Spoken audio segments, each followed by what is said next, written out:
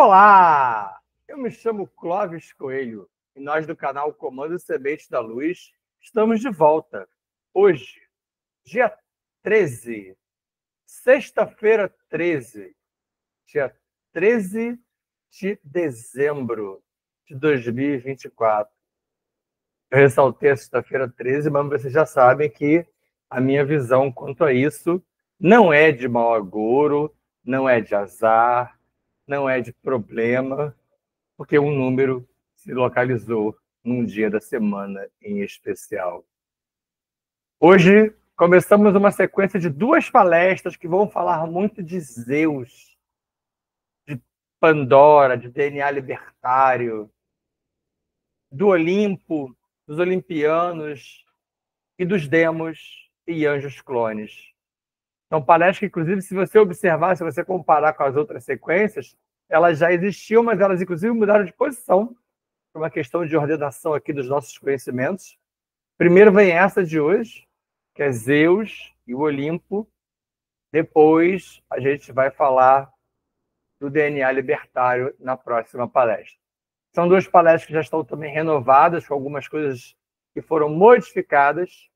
Nem tanto as imagens, mas o material que aparece por escrito para vocês. Mas são palestras importantíssimas, porque nós, de um tempo para cá, temos focado muito no conhecimento mitológico. E elas são puro suco de mitologia grega. E, obviamente, como eu já antecipei para vocês, vários desses assuntos eles são aprofundados no clube de membros. Mas essas 2 palestras, para o canal aberto, elas são palestras muito ricas, muito amplas. E para aproveitar essa amplitude, vamos então focar aqui na nossa mente, no nosso coração, pineal, chama trina, e iniciar aquela sequência de respirações com aquela retenção de 17 segundos e eliminação de energias, painéis e coisas que não nos servem mais.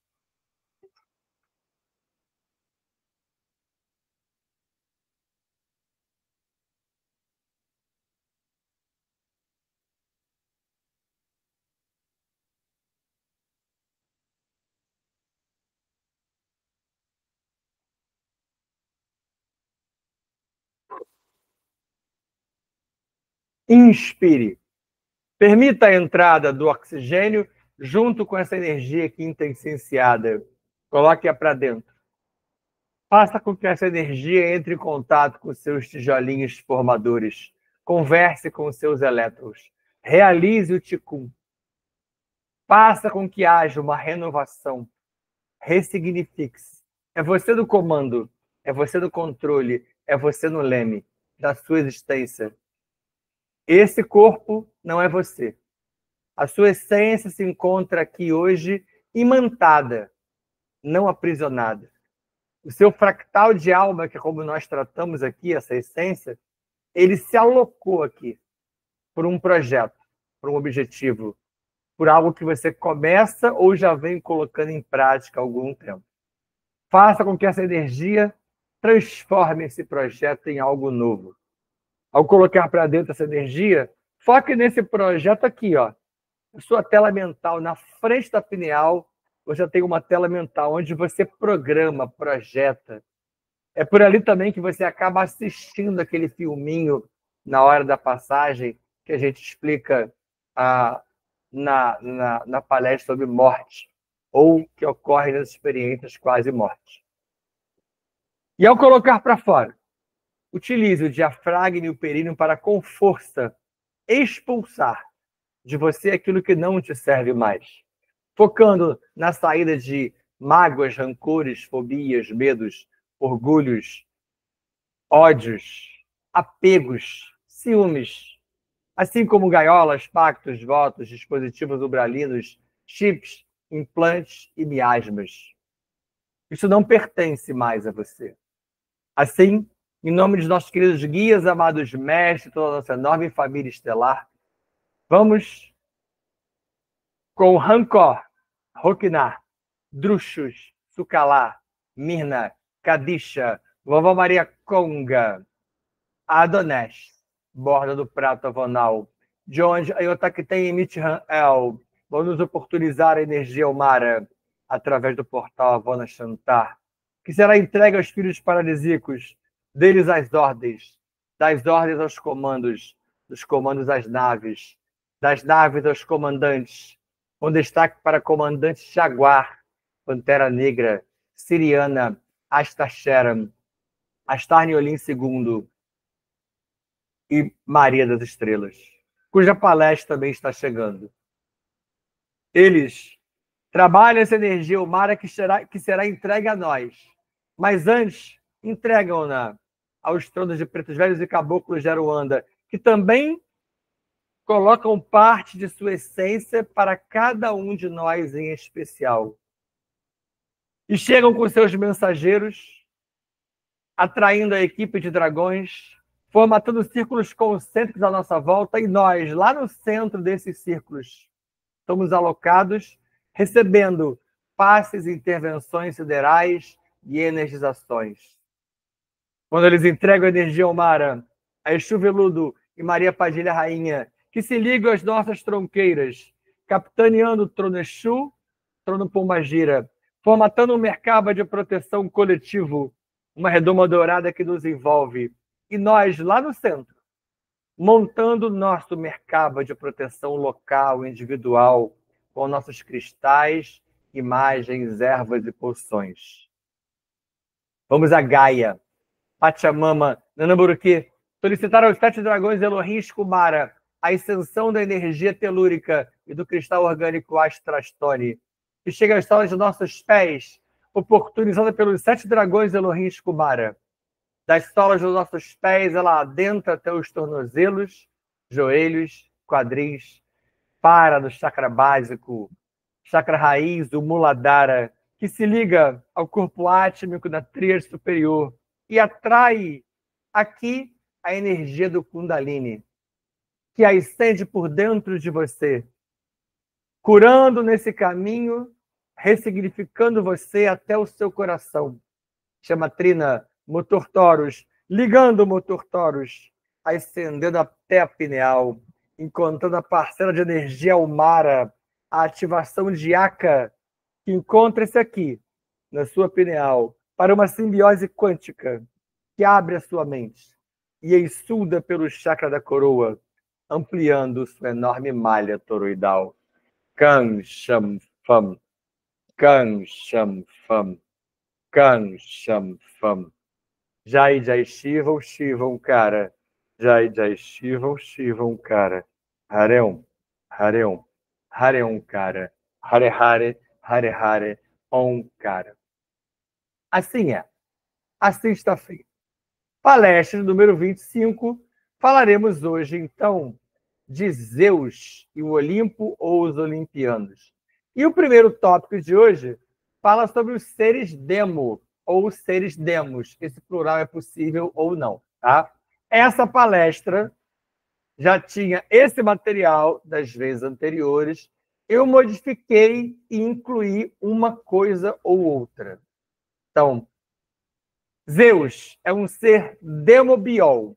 E aí tem o segundo encontro do Clube de Membros, é onde eu explicito isso para vocês, que eu divido eles em biodemo, biodemol, demo, demobio, demobiol.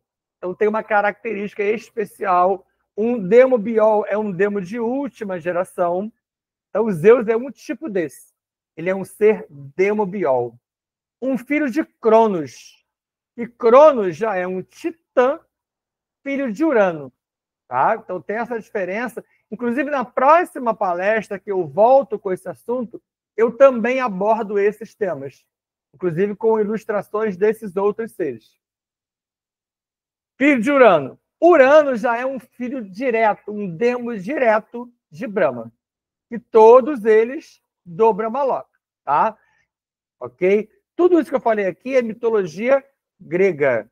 Eu vou citar os nomes de alguns deles da próxima palestra em outras mitologias, mas hoje, basicamente, é tudo da grega. Ainda há outros seres em outras locas, para vocês não acharem que se resume a isso aqui, tá? E a cada geração, os demos se aperfeiçoam. Eles se aperfeiçoaram, na verdade. Por que não se aperfeiçoam mais? Por que não é mais presente? Porque parou a geração demo. Você vai ver, inclusive, isso aqui hoje. Isso parou. Mas em outras locas, há outros tipos de seres, alguns que a gente nem conhece, alguns que a gente não revelou aqui para vocês. Já revelei um ou outro no clube de membros, mas nem todos eu tive acesso ainda. Um demo, ao contrário do humano, ele não tem uma série de características. Mas voltando a falar do aperfeiçoamento, quando comparado à nossa lógica de aperfeiçoamento, o aperfeiçoamento demo, no início, era muito suave, muito sutil, quase nenhum. E eles não conseguem se modificar até hoje como nós fazemos. E aí a gente entra aqui naquilo que eles não têm. Ó.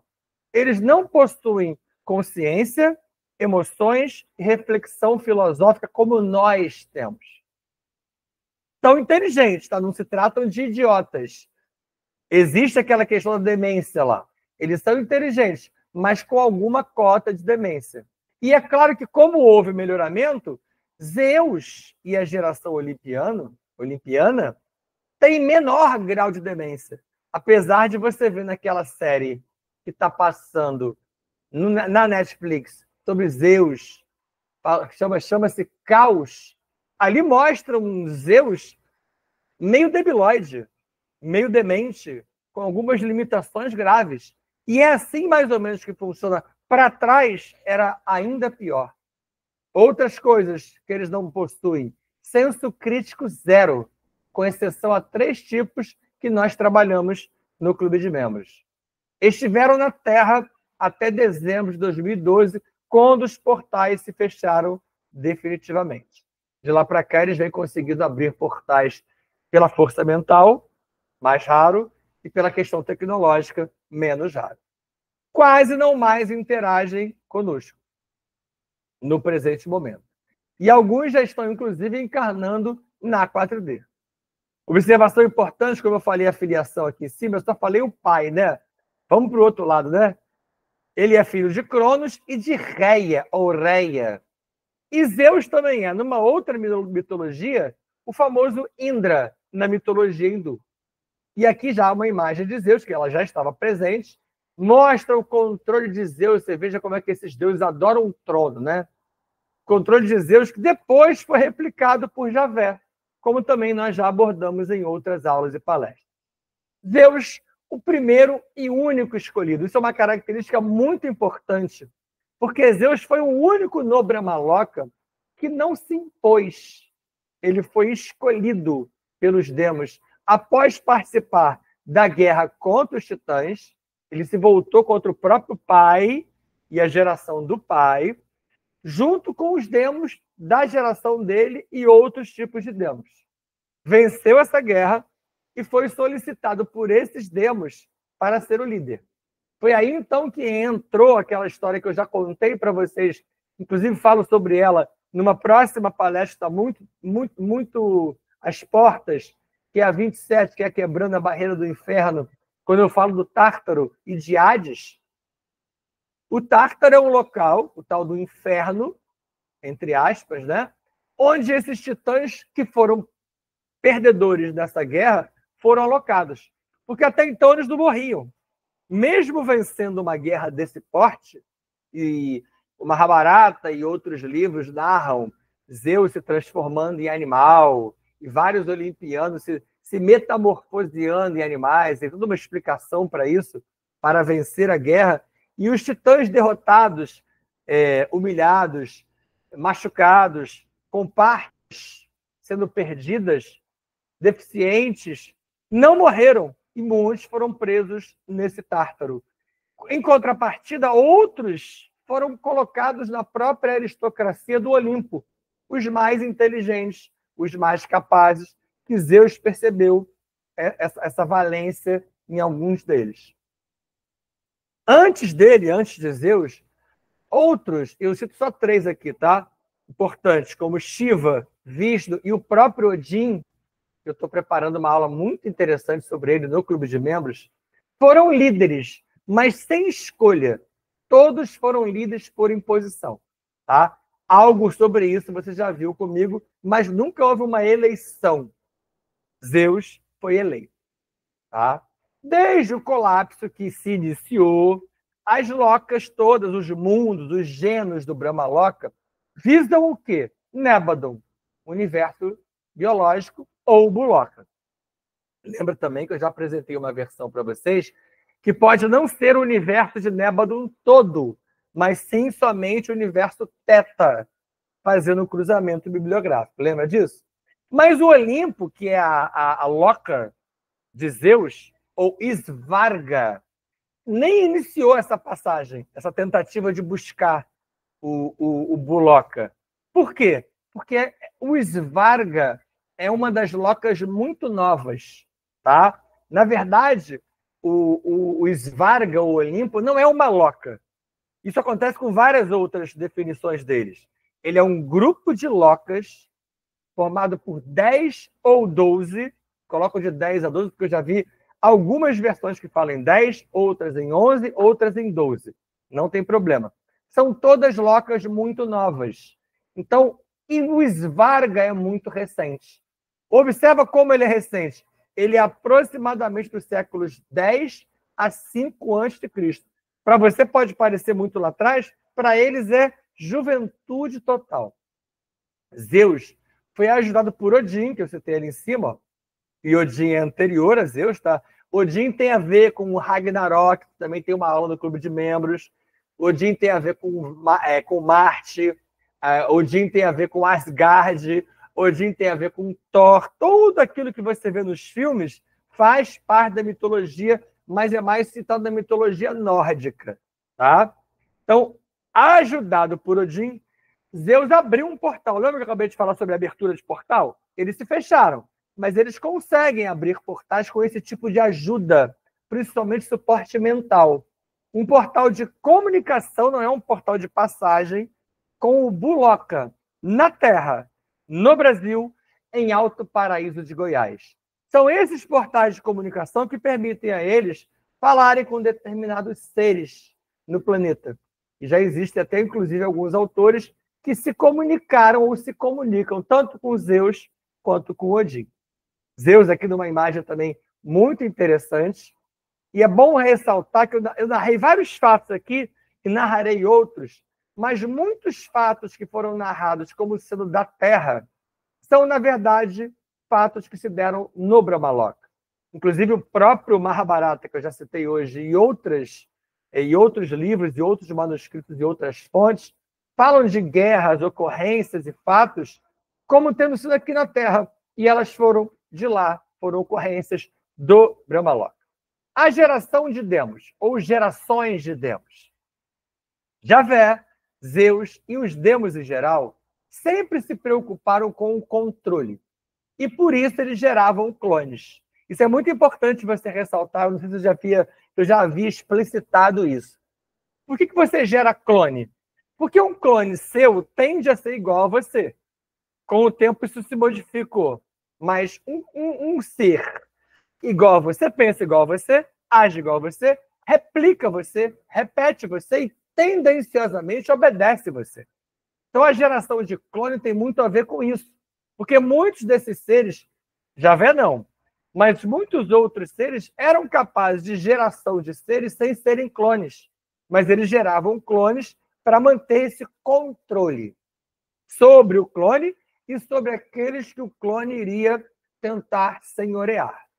Mas como a cada geração havia uma melhora demo, que eu falei lá atrás, o controle também foi sendo perdido lentamente. Como eu já antecipei para vocês, alguns demos e alguns anjos, inclusive, os anjos clones, foram deslacrando. Tem aulas que eu falo sobre isso em particular, sobretudo no nosso canal fechado. Até que a geração dos titãs de Cronos, esse controle foi sendo perdido até que na geração dos titãs de Cronos, as proles surgiam por duplicação celular, não através de sexo, tá? Então, olha, lá atrás, nos titãs, eles não praticavam sexo. Mas, o que aconteceu? Ó? O demo, ele era similar a isso, mas melhor que o pai. Ou seja, ao ser um clone, ele era melhor do que aquela fonte que o gerou. E com o lacre de controle, que também foi sendo perdido. Terá sido a atuação de Micá ou Eros que fez os demos, a partir de Zeus, não mais sob controle dos pais, levando à perda de um controle que nunca foi compreendida e aceita pelos deuses? Eu estou aqui, ó. É uma pergunta grande e é uma pergunta nova, ela não estava aqui nas palestras anteriores. Como eu já venho falando com vocês de alguma forma sobre essas intervenções possíveis e, na verdade, muito prováveis, será que essa modificação aqui da questão sexual, na entrada do que a gente vai chamar ali embaixo de amor solta-membros, que é algo também que eu me aprofundo no canal, e começou nessas gerações, será que não foi aqui já uma atuação ou de Eros, ou de Micá, ou de Eros através de Micá, e querendo intervir para diminuir esse controle e fazer com que houvesse um deslacre que acabou acontecendo? Não foi assim que se deu essa perda de controle? É uma pergunta que eu coloco como proposta para vocês. E está aqui, ó. Esse aqui, ó. Observa que ele está ligado a vários, ó. Zeus, os demos, lá em cima os titãs. Então, junto com Metis, Temis, Nemesis, Leto, Mnemosine, até Hera. De quem que eu estou falando aqui? Eu estou falando dos seres, aqui no caso das meninas, das possíveis gerações diferentes desses seres que se relacionaram com Zeus. São todas que participaram do tipo de relação que Zeus tinha, que chamava-se amor solta-membros. É algo mais difícil de explicar aqui, eu explico sobre isso no canal, mas alguns desses seres no início tinham membros para dentro. E não somente os dois tipos de membros que nós imaginamos hoje, como de maneira geral a gente chama de fêmea e macho. Eles tinham outros tipos e eram para dentro. Então, parte, inclusive, das poções que eles se utilizavam era para tentar fazer com que houvesse esse tipo de solta-membros. Eles não tinham o tal do coito como tem o ser humano hoje. Eles também foram em busca disso. Então, eu acabei antecipando aqui vários assuntos que eu me aprofundo no Clube de Membros. Aqui uma imagem de um demo. Você encontra muitos seres assim nos filmes de Percy Jackson. E os demos sempre tiveram vidas longas. Durante muito tempo acreditaram que tinham vida eterna. Mas de um tempo para cá, eles começaram a morrer. E todos esses seres vêm sucumbindo por causa do colapso do Brahmaloka. O fim da geração de demos que eu antecipei. Os descendentes dos descendentes de Zeus foram os últimos tipos de demos gerados. O melhoramento e o fim do controle foi seguido por um bloqueio reprodutivo. Eles conseguiram reproduzir, chegaram a ter as relações sexuais muito similares às nossas, mas com o tempo também houve um bloqueio nesse sentido, e eles pararam de gerar demos. E foi Dionísio, o mesmo que aparece na série Caos, que protagoniza junto com Zeus todo o imbróglio daquele contexto da série, foi ele que identificou entre os seres do Olimpo as falhas da criação e associou as falhas ao DNA original de Brahma ou de Javé. Aquilo que eu já venho falando com vocês há algum tempo. E logo depois, Apolo percebeu também um modo de pensar falho dos próprios demos. O modo de pensar de controle e submissão aos demais. Isso que eu venho conversando com vocês desde o início hoje e já outrora havia feito. Demos e humanos até conviveram durante muito tempo, mas não se compreenderam no passado da Terra. Mas, por exemplo, Jesus, que eu trato em palestras especiais, despertou nos demos uma admiração pelo DNA humano, pelo que ele fez, pelo que ele foi capaz de fazer, sobretudo por não cumprir a agenda de Javé. E os demos passaram a usar esse DNA humano, o seu, para obter melhorias neles. E aí, como que isso foi feito, como isso vem sendo feito, é outra coisa que eu me aprofundo à parte. Sendo que com destaque aqui para quem? Eva e Pandora. Foram duas daquelas sequências das meninas do sagrado feminino que ampliaram essa admiração. Todas elas, Pandora e a filha dela, Pirra, Eva e a filha dela, Noreia, e todas que se envolveram, como a própria Lilith e muitas mais. Aqui mais uma imagem ilustrativa do que poderiam ser os últimos demos. E quanto a essa admiração aqui, ó, de Eva e Pandora, despertada nos demos com todo o sagrado feminino, na aula que eu falei sobre Abraão, tanto aqui no canal aberto, principalmente no canal fechado, eu mostro como Abraão foi um que quebrou esse processo. Ele voltou a louvar Javé e acabou obedecendo de novo a uma agenda imposta por esse Deus. E com isso a gente chega ao surgimento dos jogos. Os primeiros jogos. Aqui uma imagem do que poderia ter sido esses primeiros jogos. Jogos e apostas entre eles são coisas muito antigas, já que vem da Lila da Trimurti. Lembra que eu já falei isso com vocês?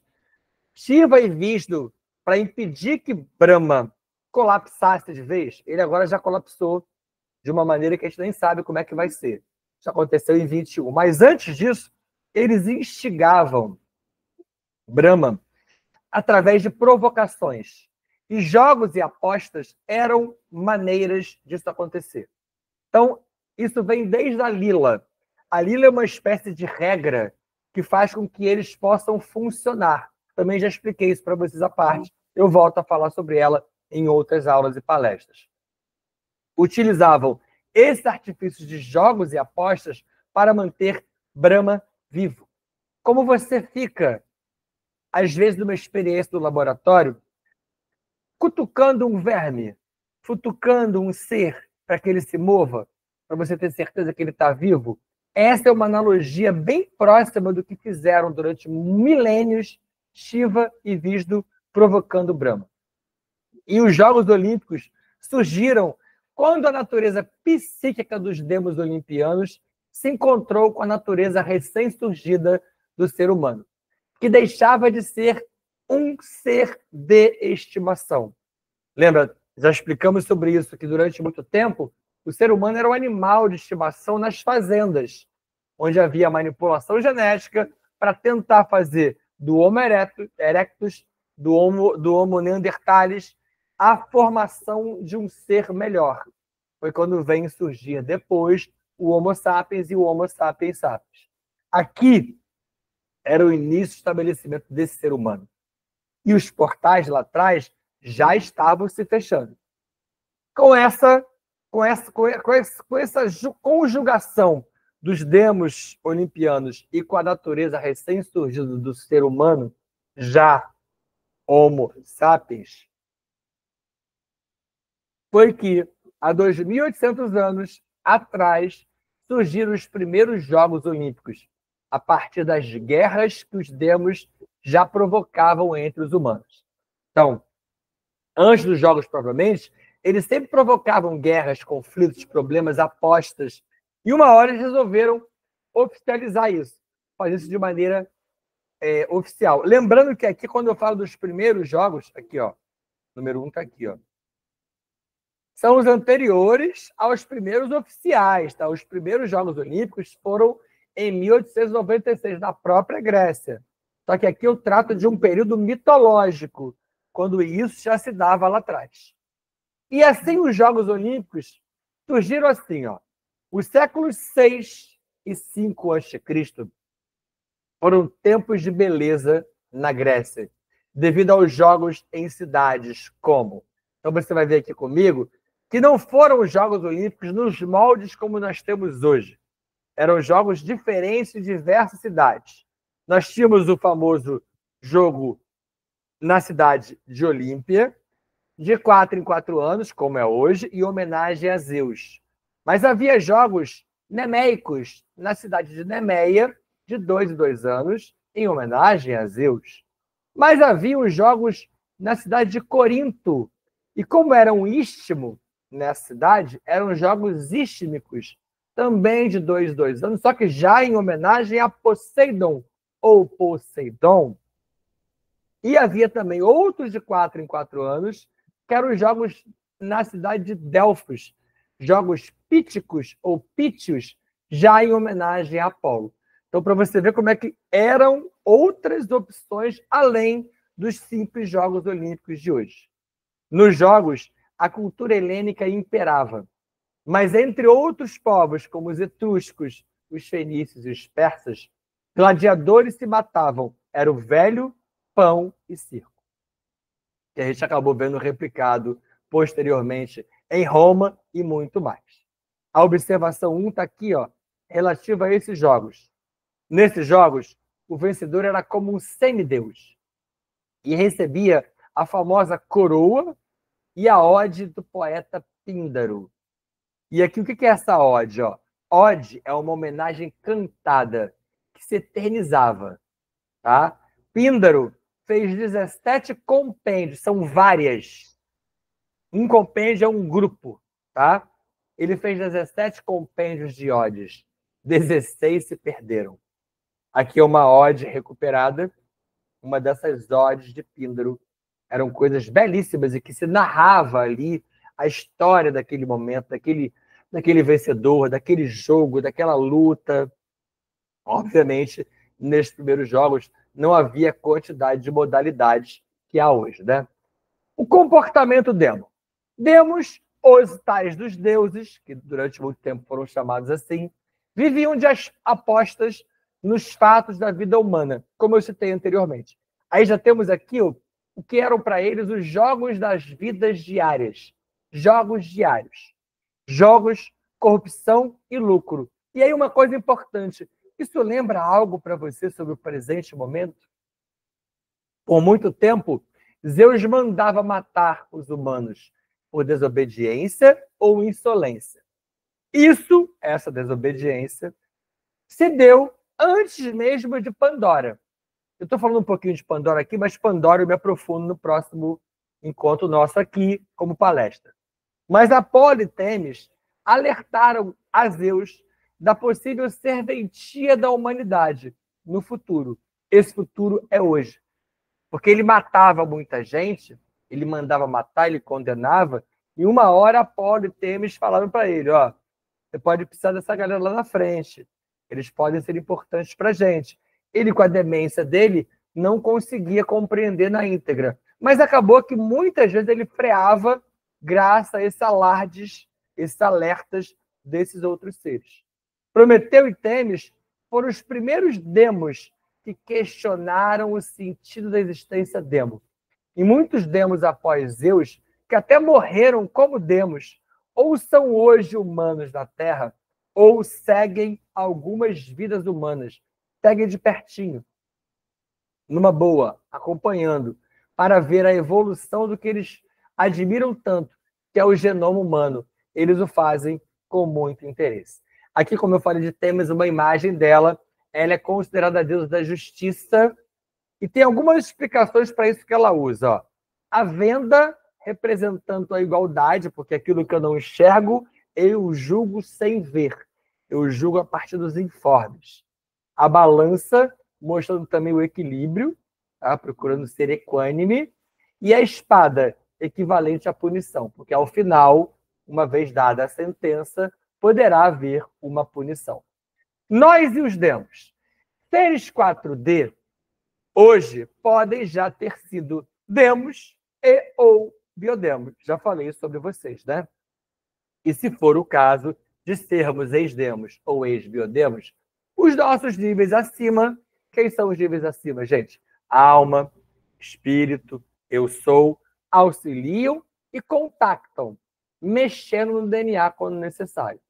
E muitos membros das ordens também são ex-demos, atuais biodemos, ou mesmo biológicos até 9D. Muitas doenças que manifestamos hoje são as originadas no Brahmaloka.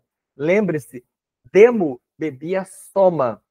É um tipo de poção que ele bebia para evitar as dores e para diminuir a metamorfose forçada. Tem uma aula, inclusive, que eu vou falar no Clube de Membros sobre esse soma, ou soma, a soma, que eu também chamo de anrita, que eu vou contar a história de como ela foi produzida, como ela surgiu. Durante 3 bilhões de anos, nenhum demo, clone ou anjo havia morrido. Lembra que eu falei sobre isso? Mas de lá para cá, com o colapso do Brahmaloka, morrer iniciou. Nós, humanos, sorrimos, choramos, amamos e odiamos. Demos não fazem isso. Daí o valor humano. Mas a mistura com humanos iniciou com o biodemo. Lembra que o biodemo, que eu já expliquei também, é um ser entre o biológico e o demo, é uma mistura dos dois. E foi quando Zeus se aproximou dos humanos. Essa mistura, esse surgimento do biodemo, que está aqui do lado, uma imagem ilustrativa, ó, do biodemo aqui, que mostra essa mistura. E aqui nós temos, ó, é um melhoramento demo. E são seres com algum sentido de vida, já se aproximando, não igualando, mas se aproximando do que seríamos nós. Oráculos e pitonisas.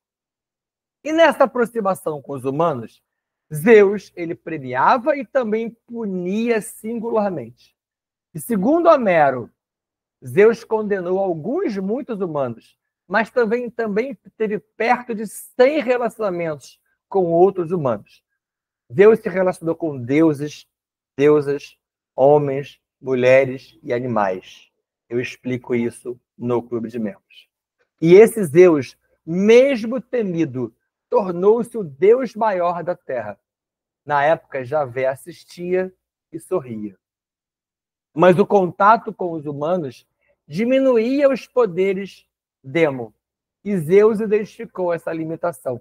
Cada vez que esses seres se aprofundavam como demos em se relacionar com os humanos, havia uma piora no poder demo. Alguns foram perdendo os poderes, como se nós fôssemos capazes de anular o poder deles, principalmente contra nós. Tá? E surgiu Pandora, que foi um tiro na água para Zeus. Como eu falei, eu me antecipo nela, eu me aprofundo nela na próxima palestra. E na mesma época, Apolo e Dionísio também se destacaram pelos comportamentos opostos de Apolo e Dionísio. Já falei com vocês sobre ser apolíneo e ser dionisíaco, lembra? Apolo criou um controle através de oráculos e pitonisas, o equivalente às religiões de hoje. Dionísio, já após Pandora, quebrava Apolo o tempo todo. Então, eles tinham opiniões bastante contraditórias. Aqui só uma maneira de ilustrar os oráculos, que também eram formas de controlar. Musas e ninfas. Com o fim do universo Demos se aproximando, Zeus decidiu deixar um legado aos humanos, pois ele identificou que chegaria a era dos humanos, a era atual. E há 3.000 anos, Zeus designou musas e ninfas para auxiliar no registro da história Demo. E aí entrou no painel o cego Homero, que começou a recitar a Ilíada e a Odisseia, pois não havia alfabeto grego ainda. A Ilíada foi transmitida por musas e ninfas, diretamente para Homero. Já a Odisseia foi a interpretação que Homero teve em relação à Ilíada. E o pastor analfabeto Hesíodo também recebeu as visitas de musas e ninfas e passou a recitar a Teogonia. O BS1 que está na Teogonia, na Odisseia e na Ilíada. São elas as 3 principais fontes mitológicas da Grécia. Muito do que eu falo para vocês sobre Grécia ou mitologia grega vem daqui. Elas 3, adiante do tempo, foram escritas na linguagem grega. Lembra que aqui elas eram só recitadas, né? As quais as religiões decretam como sendo nada, pelo perigo iminente. Quantos de nós não leu no passado, até quando jovens, a Ilíada e a Odisseia? Talvez a Teogonia fosse mais difícil. Mas a Ilíada e a Odisseia tinham livrinhos sobre isso. E elas eram tidas como mitológicas. Ou seja, mentira. Isso nunca existiu. É o contrário. Foi exatamente daquela maneira, com mais detalhes. E a Ilíada e a Odisseia, ela seguia uma lógica que era a apresentação dos informes com rima e métrica. Porque a rima e a métrica, elas garantem qualidade às notícias. Você acabava decorando, como uma música que tem rima, como uma música que tem estrofes e combinações. Isso faz você gravar, faz você guardar. Isso era antes daquele período em que havia alfabeto, lembra? Uma imagem, de novo, de Zeus fechando com a gente. E lembrando a vocês que reforma íntima, reforma interior e mudança para melhor dependem somente da aplicação do nosso próprio esforço. Quem diz isso não sou eu. Quem disse isso foi Immanuel Kant. Kant, cham, fam. Kant, cham, fam. Kant, cham, fam. Jai, jai, shivam, shivam, cara. Jai, jai, shivam, shivam, cara. Hareon, hareon, hareon, cara. Hare, hare, hare, hare, om, cara. Assim é. Assim está feito. Fiquem em paz. Beijo no coração de vocês. Abraço fraterno e amigo. Hoje uma palestra um pouquinho mais longa que as últimas, por ser um assunto que eu realmente gosto muito, e ele apresenta algumas complexidades, e eu trouxe novas aqui hoje. Vou aumentá-las ainda mais na próxima palestra. Mas caso tenha alguma dúvida, algum comentário, algum questionamento, deixe aqui o nosso espaço para os comentários, para que possamos entrar em contato e, quem sabe, se possível for, dirimir, dizimar essa dúvida. Até o nosso próximo encontro. Beijo no coração de todos vocês.